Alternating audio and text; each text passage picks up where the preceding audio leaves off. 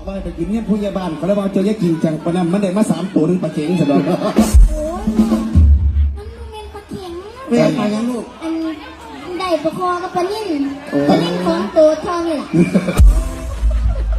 สมัยกันยังไงยุ่งก็เป็นฟุตบอลหยอกซื่อๆดอกอะไรถูก บอยค่ะแล้วบอกว่าพ่อจะไปบอกพี่แม่บ้าน พ่อให้หมอนั่งมาเอาปลาอยู่หน้าพ่อ วางได้มาดิ หนูก็เล่นหนาลาในกันก็มาพูด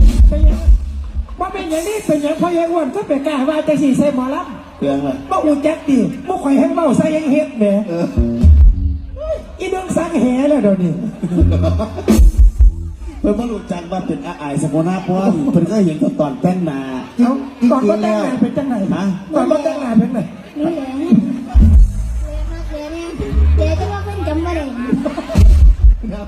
เมื่อนั้นก็แต่งหน้าญาติช่วงมาได้ก่อน อย่าดวงว่า อะไรนะ เขาบ่ได้เอื้อนคนอื่น อย่าทวงว่าถ้าแต่งอะไรคำโกงล่ะ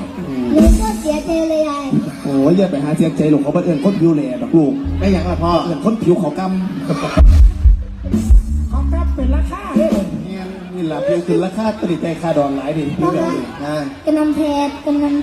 อนนี้ไม่อยู่หลังเวทีแล้ว ไปไหนลูก ไปเล่นบิงโกอยู่นั่น มาไปเรียนนี่ยังตั้งแต่ว่าเบิดมือกูก็ลำคาดมาแห้งแล้วเนี่ย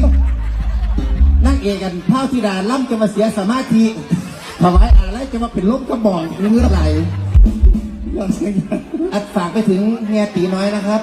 จำไว้นะว่าถ้ามีหมอลำอยู่ตรงนี้ เอาบิงโกไปไว้ตรงโน้นไปกี้ไปโน่นสลับกันจะไม่มองเดียวกัน เฮ็ดเป็นโซนเขาเอิ้นโซนคอนเสิร์ตโซนเครื่องเล่นโซนเครื่องกิน นางเอกไปเสียสมาธิจะเป็นล้มเนาะเงือดไหลอีกตัวเครียดมันเครียดนะไม่มันเป็นพิธีที่ถวายอะไรคือมันความจริงจังนะมันจริงจังมากนะ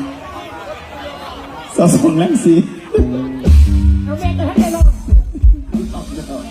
โอเคครับโอเคครับผม ลองให้ฟังสิ จริงเราบอก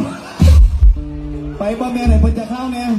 เดี๋ยวตอนนี้บ่แม่นหมอเดาโดลาเดี๋ยวเข้าเนี่ยมันสิบ่แล้วบ่ได้ก่อนกูลองบ่ได้บอกได้สูบใหญ่อยู่แถวนี้กูใจที่ขาดแล้วตอนนี้นั่นเห็นบ่ศิลปินกูเลยเสียว่ามีสมาธิไปลบอีก อย่าไปยัยดูสิเป็นรอบอีกขอรอบบาทให้ลูกไก่ รุ่นนี้มึงบ่ต้องถามหามันต้องบาน ก็ทำให้ยังสั่น โลกศพผุนเอาอีลีติแม่เอาลวดไป ขอกับไผ่มาขอกับไม่ยัยดูมาดิโอ ไปอาจารย์ เจ้าสองแรกสอง ไหลไปย่องๆลวดน้องเก่งน้องเก่งไปหลาเขาไปท้ายลูกที่หลังที่บอกผู้เป็นน้องหลายๆนะบอกว่าไปกินเงี้ยผู้ใหญ่บ้านเขาเลยบอกเจอแยกกินจังปะนั้นมันได้มา3 ตัวนึงปลาเข็งสะดอก โอ้ยมันเป็นปลาเข็ง เรียกมายังลูก อันได้ปลาคอกับปลานิ่นปลานิ่นของตัวทองนี่แหละ สมัยกันยังไงยุ่งก็เป็นฟุตบอลหยอกซื่อๆดอกอะไรถูก บอยค่ะแล้วบอกว่าพ่อจะไปบอกพี่แม่บ้าน เออ พ่อให้หมอนั่งมาเอาปลาอยู่หน้าพ่อ วางได้มาดิ หนูก็เล่นหนาลาในกันก็มาพูด